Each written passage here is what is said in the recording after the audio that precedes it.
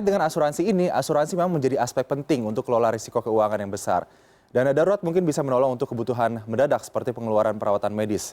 Kebutuhan akan asuransi kesehatan dan medis ini penting memproteksi keuangan agar tujuan finansial bisa tercapai. Kami bahas pagi ini dengan Robi Kristi, perencana keuangan dari Finansialku. Selamat pagi, Mas Robi. Selamat pagi. Oke, Mas Robi, ini kita bicara soal asuransi ya, yang penting saat ini masih banyak masyarakat yang cenderung, apalagi generasi milenial, generasi muda tidak tidak aware dengan betapa pentingnya memiliki asuransi. Nah, dari kacamata Mas Robi, sebetulnya bagaimana sih asuransi ini dibutuhkan sebelum kita sebetulnya berinvestasi ke instrumen keranjang-keranjang investasi yang lain? Oke, terima kasih. Jadi tadi seperti yang kita ketahui ya, sama pentingnya kita harus tahu kalau sebelum kita berinvestasi, kita harus aman secara keuangan. Ya, keamanan keuangan itu mencakup apa aja sih? Yang pertama tadi sudah disebut dana darurat, ya kan sudah terpenuhi belum? Terus arus kas setiap bulan sudah positif atau masih negatif, ya kan? Terus baru kita bicara soal hutang, debt management gitu. Boleh nggak sih punya hutang? Boleh, tinggal berapa persen dan seberapa sehat hutangnya seperti itu ya. Apakah hutang-hutang yang baik atau hutang-hutang yang bisa negatif ya, produktif doang itu. Dan yang terakhir adalah asuransi. Nah, ini yang paling unik nih dari semua sekian banyak produk keuangan. Karena produk asuransi kita tahu pada saat kita tidak perlu, kita bisa beli. Namun pada saat kita perlu, biasanya kita udah nggak bisa beli. Jadi biasanya jadinya suatu penyesalan nih, ya kan. Dan sekarang kita juga tahu selama pandemik ini asuransi itu banyak banget ya berdampak untuk menyelamatkan dari kebangkrutan finansial ya. Apalagi kita tahu kayak bicara soal COVID ya. Kemarin mungkin ada beberapa yang di-cover sama pemerintah, namun ada juga yang harus pakai biaya sendiri dan namun banyak juga yang sudah tertolong ya secara finansial terhindar karena kemarin kita tahu banyak banget biayanya itu hampir ratusan juta, apalagi yang sampai di ekstra tabung oksigen, apalagi udah sampai masuk ICU gitu. Jadi asuransi itu sangat-sangat penting di era pandemik seperti ini. Seperti itu, Mas. Lalu banyak yang kemudian memilih untuk ya nggak usah pakai asuransi, sudah ada BPJS Kesehatan. Nah, ini bagaimana Mas untuk memberikan gambaran bahwa sebetulnya Oke, asuransi ini masih bisa menjadi pendamping dari BPJS Kesehatan yang sudah dimiliki? betul.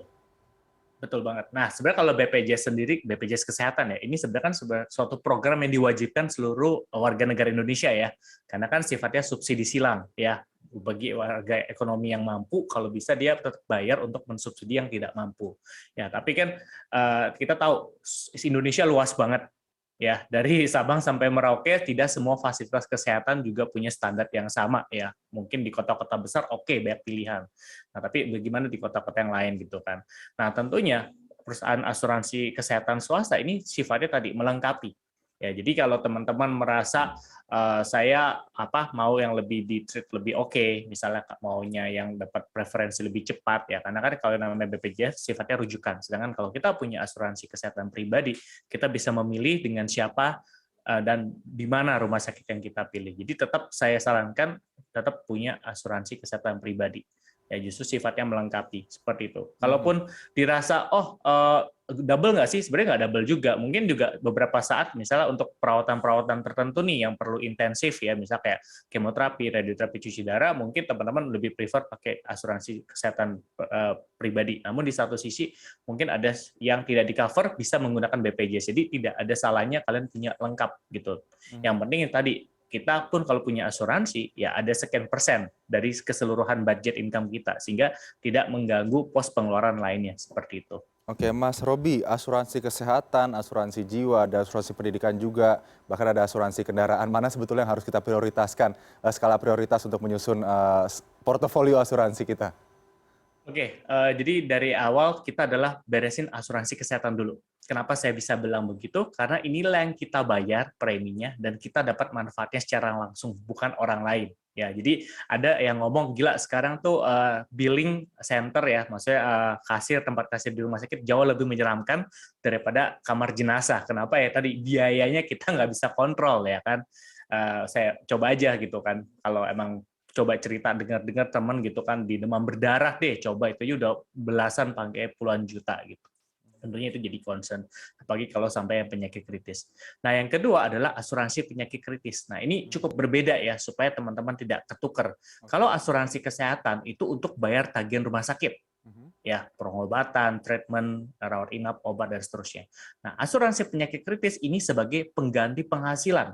Ya, pada saat seseorang kena penyakit kritis, dia kan tidak mampu lagi bekerja. Namun dia perlu sejumlah uang untuk menggantikan income dia yang tidak bisa yang hilang karena tidak lagi bekerja. Jadi melengkapi. Karena waktu orang kena sakit kritis, dia perlu recovery, bisa berbulan-bulan hingga beberapa tahun.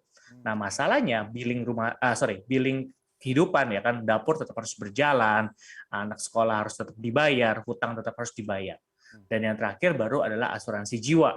Nah, ini yang untuk tadi memastikan keluarga yang ditinggalkan bisa tetap hidup normal kalaupun kita sudah tidak ada. Seperti itu sih. Jadi asuransi kesehatan, penyakit kritis, dan asuransi jiwa. Nah, jika kemudian ada perusahaan asuransi yang menawarkan 3 hal tersebut sekaligus? Oke, jadi itu berarti kalau produk unit link ya. Jadi kalau asuransi tradisional itu tentunya sendiri-sendiri biasanya ya. Jadi Oke. terpisah.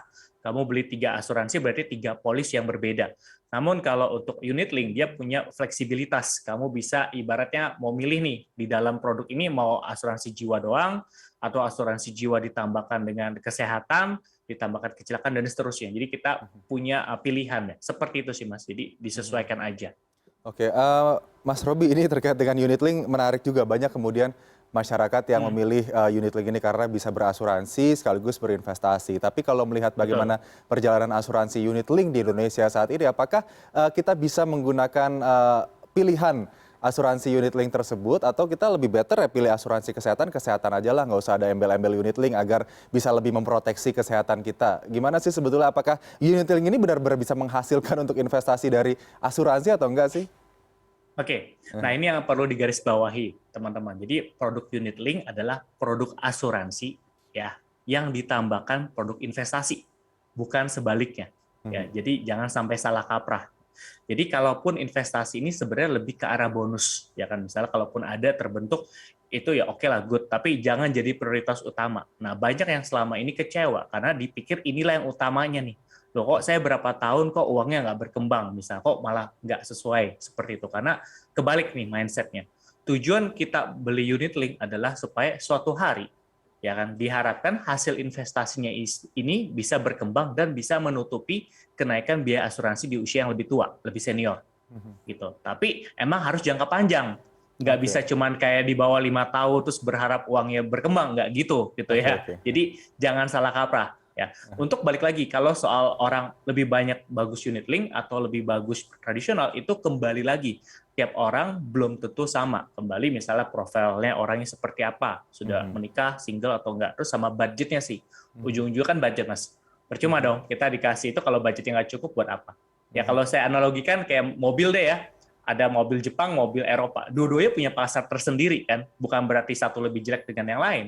Mhm. Bagus buat saya belum tentu bagus buat yang lain. Ya Mhm. begitu juga dengan produk unit link ataupun tradisional. Kembali ke kebutuhan dan budget ke klien sendiri. Oke, ini Mas Roby, kita berkaca kepada kasus yang baru-baru ini terjadi. Ada salah satu Hmm, selebritis tanah air yang kemudian tidak memahami dengan jelas mungkin ya polis asuransi yang ia yes. terima dengan premi yang ia biarkan tiap bulannya. Nah, ini apa sih yang kita harus perhatikan saat kita mengambil polis asuransi, kemudian mengambil menandatangani kontrak untuk mendapatkan asuransi? Apa yang tidak boleh miss saat kita memilih asuransi?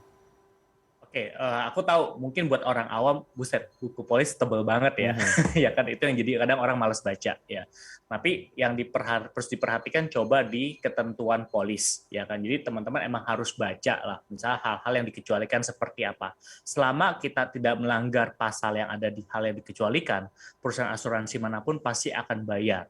Ya, namun pastikan lagi teman-teman waktu kita request proposal dengan buku polis sudah jadi, pastikan ini sesuai apa enggak. Ya, jangan sampai nanti ada yang dikurang-kurangin atau ada yang ditambah-tambahkan. Mhm. Nah, kalaupun nanti udah jadi nih buku polisnya, teman-teman nggak usah khawatir, kalian punya hak 14 hari ya untuk mereview isi buku polis tersebut. Mhm. Apakah sesuai dengan kesepakatan awal nggak? Sesuai dengan proposal awal nggak? Kalau memang dirasa tidak sesuai atau ada yang tidak cocok gitu, kamu punya hak untuk mengembalikan.